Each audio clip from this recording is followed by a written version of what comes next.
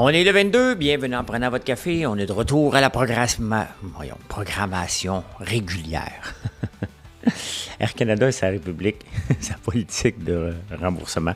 Hey, ça va bien un matin. 414 000, c'est pas assez pour un juge fédéral. Non. Que se passe-t-il avec la guerre en Ukraine? Plus de pistes cyclables, la presse chiale contre les autos. Berry-UQAM, un autre projet qui va s'étirer. Il manque encore des profs. Ben oui. Les graffitis sur les camions d'Hydro-Québec, je reviens là-dessus. Avez-vous une maison à Montréal? Vous ne pouvez plus le cacher, vous êtes millionnaire, ma gang.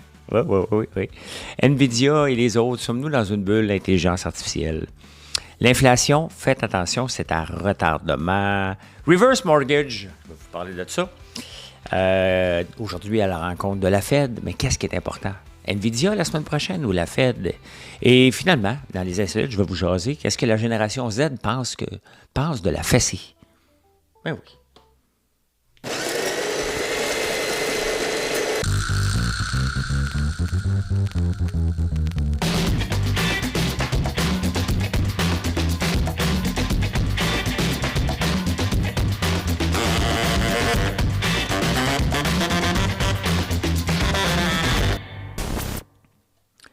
Une des raisons pourquoi j'ai un certain succès, entre autres sur Facebook, c'est que je prends le temps de répondre à tout le monde. On fait beaucoup de statuts, mais il faut aller répondre. Et là, j'ai passé presque 24 heures sans répondre. Marilyn et Mathieu ont fait des statuts. Là, il faut que j'aille répondre à tout le monde. Hey, je me suis levé à 3h15, je suis en retard. Je suis en retard. Le but n'est pas d'avoir que du succès sur une page Facebook, là, c'est d'avoir surtout du succès en affaires. Et Facebook en fait partie, bien évidemment, comme YouTube. Vous êtes plusieurs, puis je le répète souvent, là, vous êtes plusieurs qui m'écoutez ici, qui venez me voir à la ferme. Quand vous venez à la ferme, vous dites, t'écoutes à tous les matins. C'est drôle parce que c'est les femmes qui disent ça. Sur Facebook, il y a plus de femmes qui vont commenter. Sur YouTube, les hommes ne vont pas tellement commenter. Mais quand ils viennent à la ferme, ils vont dire, je t'écoute à tous les matins, puis sa femme va dire, je le sais, je prends mon café, puis je t'entends toujours en arrière. Des fois, je suis là, je suis pas là. Il y a des femmes qui m'écoutent aussi ici. Êtes-vous là? Dites-le, je suis une femme. Ben non, je vais le voir par votre nom. Si vous avez des vrais noms. Mais vous pouvez me dire un petit coucou et vous abonner et allumer la notification pour avoir l'alerte que le show est là. Air Canada et sa politique de remboursement. Y a-t-il quelque chose de plus fâchant de quêter un remboursement quand tu n'as pas été servi par une entreprise?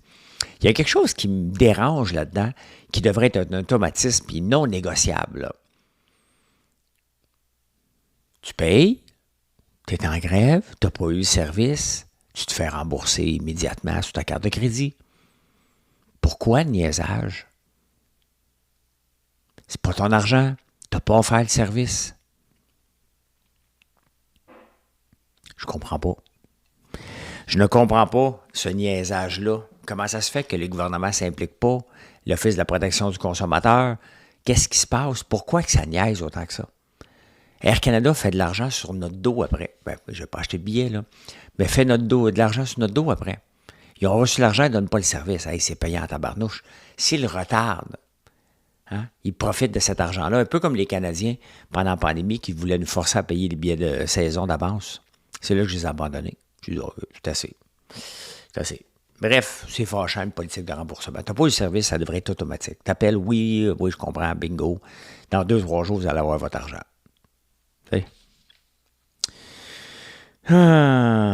Deux étrangers qui se rencontrent. Deux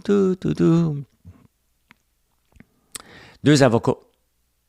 Tu sais, les avocats, il faut avoir été en cours pour... Tu sais, tu arrives, toi, tu as ton dossier. Bien évidemment, si tu es en cours, tu es en maudit contre l'autre. Tu n'es pas capable de t'entendre. Fait que tu es en cours, écoute un juge qui se prend pour Dieu. Et là, les avocats, eux autres, pendant la pause, ils se parlent comme si de rien n'était. Mais toi, tu n'es pas capable de parler à la partie adverse. On ne leur demande pas de s'arracher la tête. Mais certainement pas de coucher ensemble. Il y a un cas qui était comme ça dans une cause de criminalité. Il aurait pu le dire. Regarde, on est tombé en amour. Après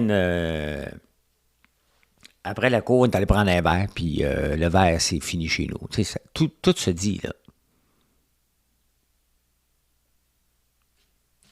Tu sais, À un moment donné, c'est parce que tu ne peux pas être impartial. Il y a ça qui me dérange en cours. S'ils se parlent normalement, c'est correct, là. C'est une job, là. Pour eux autres, c'est une job. Pour nous autres, c'est notre vie. T'sais. Mais quand même, là, il y a une cause qui, c'est bien évidemment, qu'elle va tomber à l'eau. Il va falloir la refaire au complet. Là. En parlant de juges, au fédéral, les juges disent « Ouais, mais là, comment attirer des nouveaux juges? Vous nous payez juste 414 000 par année. Il n'y a personne qui va vouloir venir travailler pour ce salaire-là. Là. » Hey. S'il te plaît. Ça nous prend une augmentation de 28 000 parce qu'à 436 000, ils vont tous venir, mais à 414 000, on a de la misère à recruter. Hey.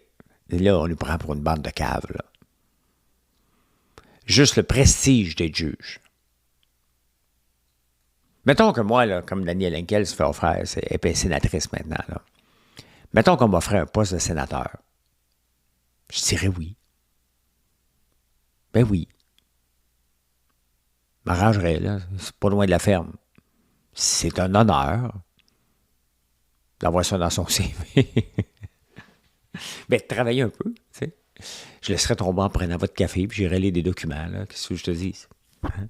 En direct du Sénat, ça s'appellerait comme ça. En lisant des documents du Sénat. Tu sais, mon père est juge. Ah, mon oncle est juge. Hey, l'ancien dragon est devenu juge. Il y a quelque chose de prestigieux avec le juge qui vaut plus que l'argent, là. Arrêtez. J'aime pas quand on nous prend pour des cons, tu sais. Tu as le droit de vouloir faire de l'argent, mais fais-nous pas croire qu'il n'y a pas de line-up, là. C'est le retour au bureau. Hein? On va en entendre beaucoup parler dans la prochaine année. Beaucoup, parce que les entreprises se rendent compte que c'est pas fait pour tout le monde d'être à la maison puis d'être efficace. Le travail d'équipe n'est pas là. C'est plus compliqué. Il y a moins de réunions Zoom qu'il y avait dans le temps.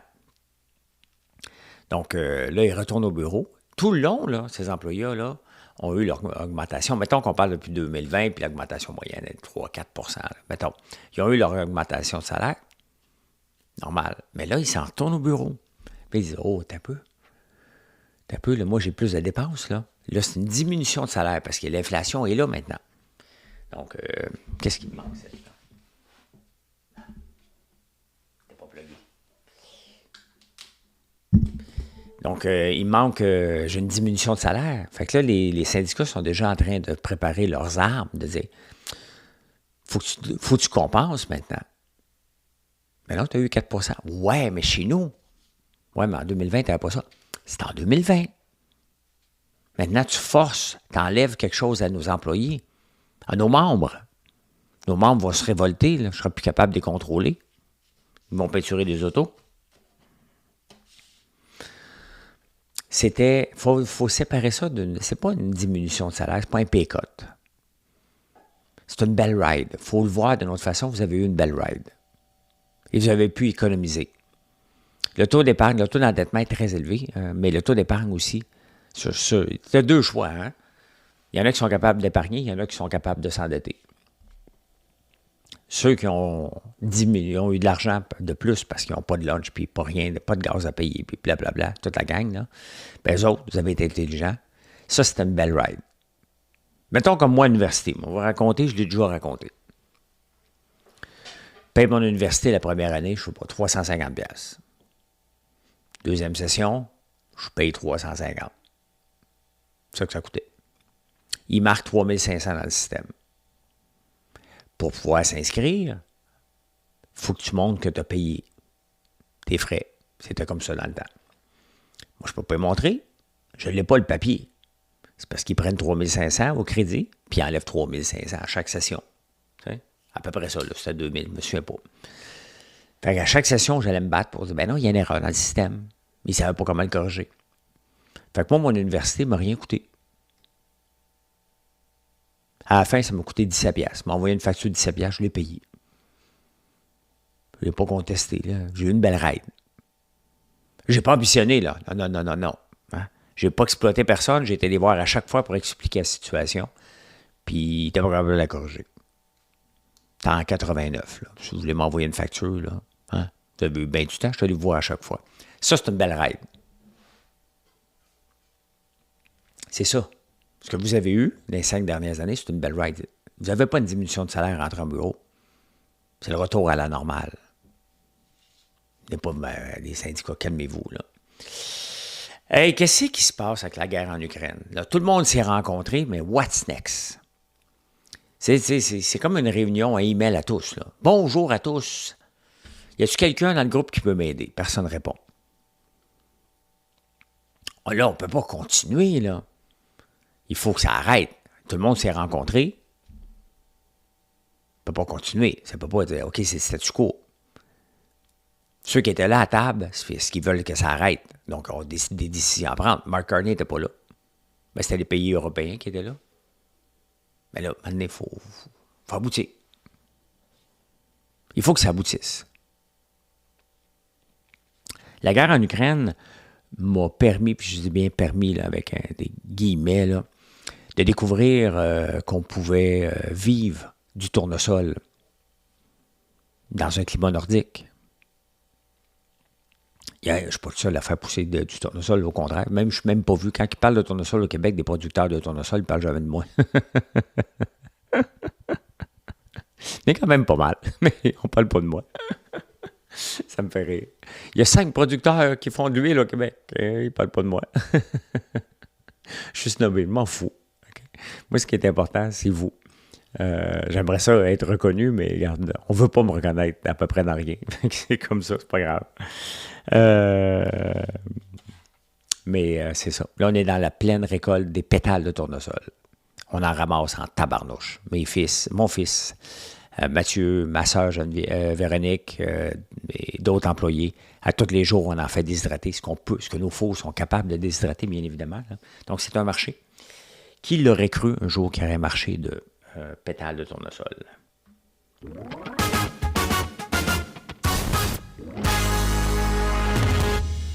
Qu'est-ce qu'on fait avec les pétales de tournesol? Des tisanes. Tisanes de pétales de tournesol et de lavande.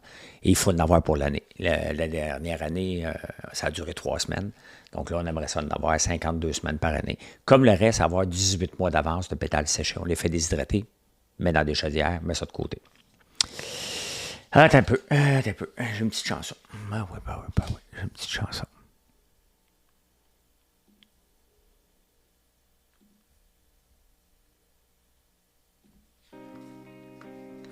Valérie dans le métro, qui rit, Valérie dans le ciel. Oh oui. Valérie rit sur les murs, partout elle court, un sourire figé comme une sculpture. Elle dit pour moi toujours, et ça devient l'amour. Valérie partout, partout, partout, dans les rues, dans les cours. Valérie partout, partout, partout, c'est elle qu'on voit, c'est elle qu'on joue. Elle partout, partout, partout, dans les rêves, dans les flous.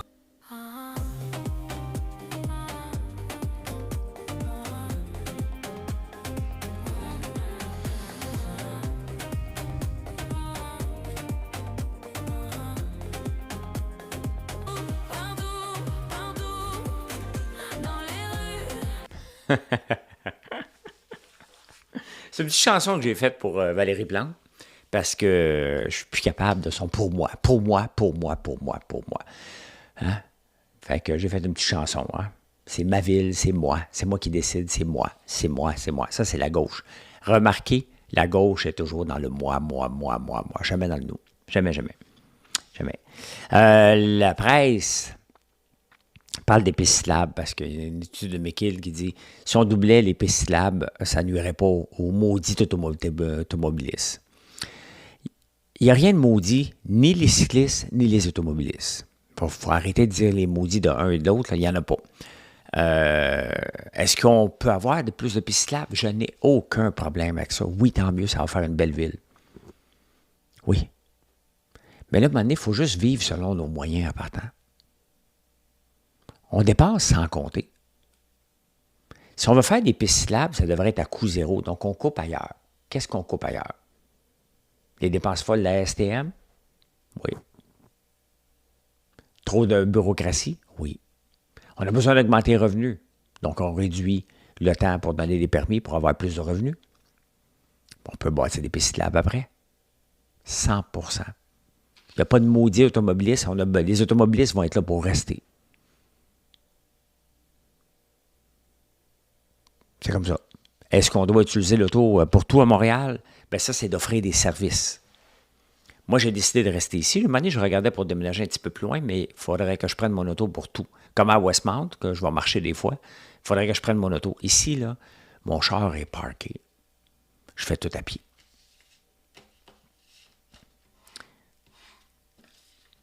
Il n'y a pas de foutu automobiliste.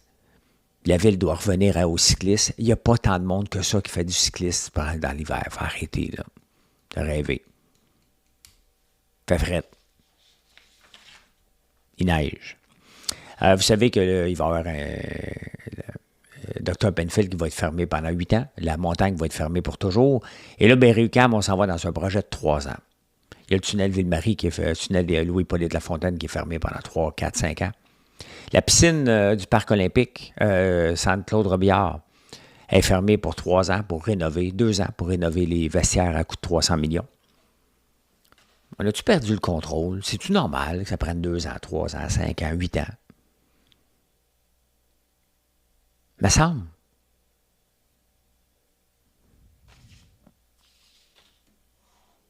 Me semble que tu rebâtis à 9 en 3 ans puis en 8 ans. Hey, en 8 ans, t'en fais à tabarnouche des affaires, là. Une rue fermée pendant 8 ans. Voyons donc, toi. Dr Penfield que je parle. On est le 22 août. Les écoles sont déjà commencées pour certains. Gaël a commencé hier. Il manque encore 2700 profs. Quand on a eu la dernière grève, ça diminue à chaque jour. Là, on se pète les bretelles. Oui, mais l'année passée, c'était 4 % des profs qui manquaient. Là, c'est juste 2,6.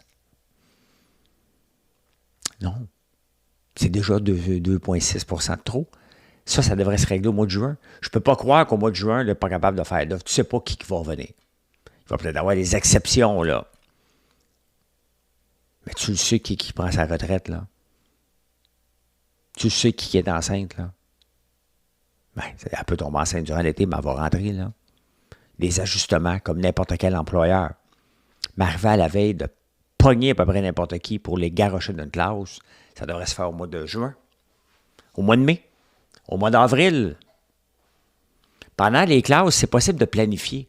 Comment ça se fait que moi, depuis le mois de mai, je planifie mon Noël? Je planifie pour le moment actuel qu'on est en train de vivre. Je suis dedans, là. On sort beaucoup de nouveaux produits à chaque semaine. On veut être votre destination de choix à Noël. Il faut que je la planifie. Comment ça se fait que les entrepreneurs, on planifie? On est rarement, à moins qu'il y ait une grosse demande, là, quelqu'un parlerait de notre produit sur un site qui a mis 10 millions de personnes, puis tout le monde achèterait, mettons, nos biscuits à chien. Là, je suis pris de court, je m'adapte. Mais là, on parle de professeurs et d'élèves. Là. On le sent en tabarnouche sur ce qu'on s'en va. Là. Pas de raison d'avoir autant de profs qui manquent encore. Mais ça va avec les syndicats qui ne voulaient pas qu'on fasse les horaires trop tôt. Bien, ça va stresser tout le monde. Durant l'été, ils méritent leurs vacances. Il ne faut pas les stresser. Là. Les graffitis que les syndicats ont fait sur le camion d'Hydro-Québec, c'est juste la peinture qui s'efface. On s'en fout. C'est un graffiti pareil.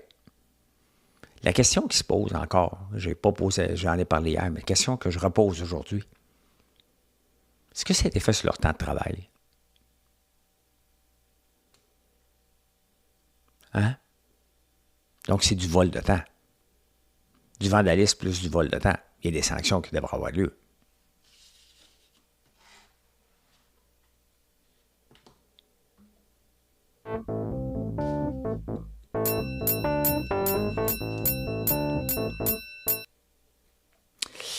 Valérie, partout, partout, partout.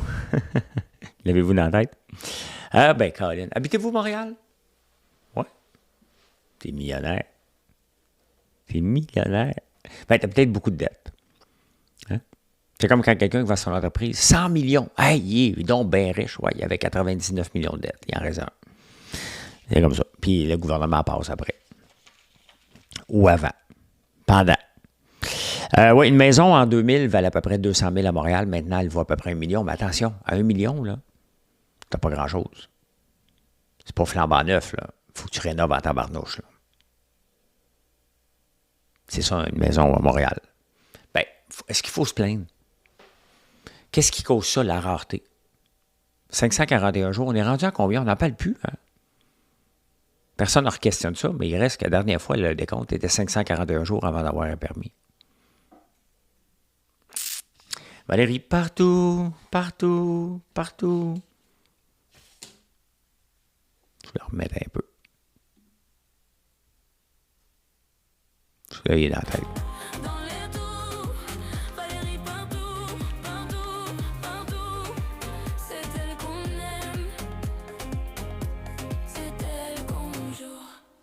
Ouais, l'intelligence artificielle d'aller trop loin, là, c'est elle qu'on aime. Calmez-vous, là, c'est juste une chanson. Oui, bien c'est ça, les maisons valent 1 million. Bien ça, c'est la faute à Valérie Plante. Sa gestion. Alors, vous ne vous plaignez pas si vous l'avez acheté à 200 000 en l'an 2000 puis vous l'avez entretenu, là. Vous êtes content. C'est là que vous dites, hey, c'est un bon placement. Oui, c'est vrai. Dans ces conditions-là, c'est un bon placement. Mais c'est causé par une rareté. Nvidia puis les autres AI, là, tout le monde, parce que Sam Altman, le président de OpenAI, a dit que est-ce qu'il y a une bulle Internet? Il a dit oui à la question. Puis là, ben, ça a fait tomber Palantir, ça a fait tomber Nvidia qui est à 176, qui remonte. Est-ce qu'il y a une bulle? Ben oui, il y a une bulle. Elle est grosse comment? C'est pas de savoir s'il y a une bulle ou non. Il faut être naïf de penser que dans le marché actuel, s'il n'y a pas une bulle d'intelligence artificielle ou crypto, on rêve en couleur. Il y a une bulle. Elle est grosse comment? Ça, on va le savoir quand elle va se dégonfler. Elle va se dégonfler à un moment donné. C'est impossible que ça continue comme ça. Maintenant, il y a des Figma là, qui sont sortis. Là. Ça, on l'a vu aller là, les derniers jours. Figma. C'est encore cette là.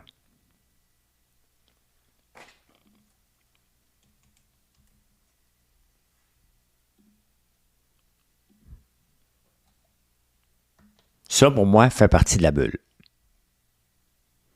Ça monte en fou. Ça part à 85, ça monte à 150, ça descend à 175. Ça, c'est d'une bulle. Sans aucun doute que c'en est une. Maintenant, Nvidia doit fournir des puces à tout ce monde-là. Un coup qu'ils sont vendus, ils sont vendus. Il va toujours avoir des nouveaux projets. Quand même que la bulle éclate, là, l'intelligence artificielle est là pour rester. Il va toujours en avoir. Est-ce qu'il y en a qui vont péter en chemin? Oui. Est-ce qu'NVIDIA va faire partie de ceux qui vont péter en chemin? Ben non. Est-ce que Palantir peut maintenir des niveaux élevés comme ils maintiennent maintenant de co-bénéfices? Ben non.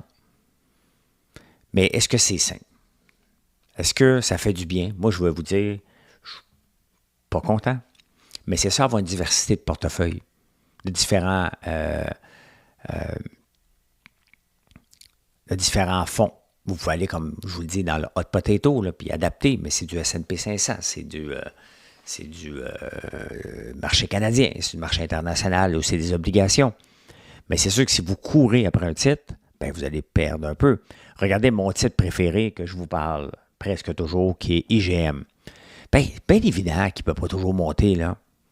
Tu sais, dans le creux, là, du mois d'avril, il en valait 76. Ça en vaut 115. Est-ce que je vais chialer qui tombe de 185, mettons, à 100 piastres? Non, pas 100. Il est monté à 118, je pense. Ouais, 118. Mettons qu'il retombe à 100, parce que c'est des compagnies qu'il y a dedans. Est-ce que ça fait mon affaire? Non. Est-ce que c'est normal? Oui. Est-ce qu'il faut paniquer? Non, non plus. La techno fait partie de nos vies. J'ai choisi ce fonds-là il y a très longtemps, donc je ne suis pas en mode panique. Est-ce que j'aimerais que ça monte à tous les jours? Ben oui. Ben oui, j'aimerais ça. Mais c'est ça, la bourse. Il ne faut pas penser que c'est à l'infini. Que ça va toujours monter. Est-ce qu'il y a une bulle? Oui, il y en a une. Maintenant, c'est justement ce qu'on va voir dans 1 an ou 2. Regardez la bulle des autos électriques. Ça en était une, hein? Regardez, même les autos à char, là, à gaz, un moment donné, aux États-Unis, il y avait 2000 constructeurs automobiles. Il en reste 4. Les constructeurs électriques, il y en avait un paquet. Ils tombent tous un après l'autre. Ou sont endettés à l'os, ceux qui restent en ce moment, comme Rivian. Donc, il y a eu des bulles d'à peu près dans tout. Donc, moi je ne panique pas. Quand même que tout tombe un peu, parce que le marché est là, il va se rétablir. Mais ceux qui produisent des puces vont toujours en produire pour l'autre. Tu sais, Figma, s'il tombe, là, puis il a payé ses puces, là, il tombe. Nvidia a eu son client, il n'y a peut-être pas de repeat, puis il y a quelqu'un d'autre qui va prendre la place. L'intelligence artificielle est là pour rester, là. Puis même de s'améliorer. Comment ils vont le monétiser? Bien ça leur appartient. Nvidia le sait comment le monétiser, ils vendent des puces. L'inflation, qui est la plus élevée maintenant au Canada, c'est au Québec à cause du prix du gaz qui n'a pas baissé à cause de la taxe de carbone. Mais l'inflation, c'est à retardement. Regardez, le Pepsi a monté ses prix de 10 %. Je n'ai pas été voir le titre de Pepsi, ça a donné quoi. Et Sony va monter le prix de ses PlayStation de... bon, on va regarder ça sur 5 jours. Ben, regardez, il a annoncé qu'il montait ses prix. Il est parti de 154 à 145 Pepsi. Donc, il y a un effet. Là, est-ce que les gens vont acheter du Pepsi, vont acheter du Coke? Coke n'a pas annoncé qu'il montait ses prix. Donc, est-ce qu'il va faire la même chose? Ça va ressembler presque à une collision, là, une collusion, s'ils font ça. Donc, je doute qu'ils le fassent, mais quand même. Hein? Donc, l'inflation, c'est à retardement. Là, tout ça, tout le monde là, absorbe les compagnies. Puis là, ils regardent et disent, ben là, il faut que j'augmente mes prix. 10 % c'est beaucoup quand même, là. Mais c'est le reflet des politiques de Trump, tout simplement. Reverse mortgage, êtes-vous prêt à hypothéquer votre maison pour donner de l'argent à votre famille? Vous êtes à la retraite. Votre hypothèque est payée. Vos enfants veulent avoir de l'argent pour s'acheter une maison. Ils ne sont pas capables. Ben, tu dis, moi, te donner de l'argent de ton vivant. Tu vas emprunter sa maison, toi, tu payes. Dans le fond, ça serait à eux autres éventuellement. Là. Tu leur en donnes déjà une partie. Mais tu vas payer des intérêts. Ben, il y en a de plus en plus. C'est une augmentation de 32 %. Mais attention, 32 %, c'est pas tout le monde qui fait ça. Je n'ai pas trouvé le chiffre de gens qui font ça. C'est une minorité. Mais c'est justement une belle façon, tu sais. Parce que tu arrives à la retraite, tu dis, ma maison, c'est ma retraite. Oui, mais tu ne peux pas la vendre en morceaux. Tu es souvent pris avec. Mais le reverse mortgage, c'est un peu ça. Tu peux vivre de ta maison. Tu vas chercher une hypothèque. Tu as assez d'argent de tes placements. Tu ne vas pas les briser. Donc là, ton intérêt, s'il est bas, ben mettons que tu fais du 7 % en bourse, tu es capable d'emprunter à du 4, mettons. Qu'est-ce qui est mieux? Ben, faire un reverse mortgage que de briser tes placements. C'est pas une recommandation. Ce n'est jamais. C'est une analyse. Bien, aujourd'hui, la Fed se rend compte. On va parler d'un paquet d'affaires. Ça fragilise toujours les marchés. Mais qu'est-ce qui est plus important là en ce moment pour les marchés? Les marchés font du surplace. On regarde ça, puis il ne se passe rien cette semaine. Hein? On est au point mort total. Là, on est entre deux, la rentrée des classes. La rentrée, même si moi, je n'ai pas d'enfants, je suis allé, ben oui, pas d'enfants, j'ai 2 enfants. Là. Je suis allé reconduire Alexis. Mais pour moi, c'est comme aussi la rentrée. Là, je rentre dans ma routine. Pas qu'Alexis me dérange. Mais c'est fait, OK, il est parti pour l'année. Donc, Mathieu va rentrer à l'école aussi, va continuer à travailler à semi-temps plein pour nous, avec nous. Et ben, moi aussi, là, je suis comme entre deux. Je suis OK, parfait, je m'organise. Là. Les gyms vont être pleins la semaine prochaine, vont être vides 2 semaines après. Mais ce qui est important, c'est Nvidia la semaine prochaine. Si Nvidia manque ses résultats, là, la bourse, ça va en manger toute une. Et les gens sont nerveux, bien évidemment. Donc, ils font tout sur place, ils attendent.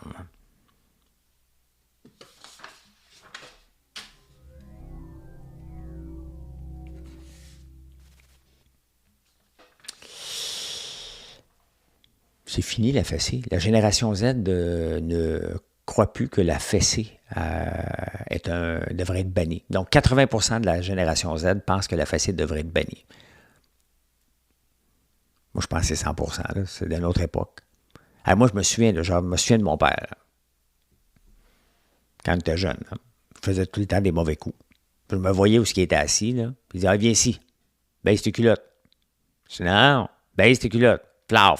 C'était vraiment une drôle de méthode. Est-ce que ça a marché? Ben non, ça n'a pas marché. J'ai pas une mauvaise relation avec mon père jusqu'à temps qu'il décède, là, loin de là. Là. J'ai très bien compris que c'était la méthode du temps. C'était ça. Il était assis, je baisse mes culottes, puis il me crisse des claques ses fesses. Ça n'avait aucun bon sens. Tu sais. Mais il faisait ça parce que il n'était pas différent des autres. Là. C'était ça. Maintenant, écoute, ça n'aurait plus de bon sens. Là. Tu sais. Connaissez-vous le challenge 999 qui n'a aucun maudit bon sens non plus? C'est que le baseball dure 9 manches. Avant, c'était long. Fait qu'il y a un défi que les gens se lancent, qui existe. Là. Pendant les 9 manches, à chaque manche, tu manges un hot dog et une bière. Mais là, maintenant, ils ont accéléré le pace. Hein. Fait que tu finis, écoute bien, 9 bières. En plus d'aller aux toilettes, tu vas déranger tout le monde. Quel challenge épais. Mais ce qui n'est pas épais, c'est que vous êtes là encore. Merci d'être là. Et je vous souhaite une excellente journée. N'oubliez pas de vous abonner si ce n'est pas déjà fait. Et je vous souhaite une excellente journée. Puis surtout, venez nous faire un tour sur françoislambert.one.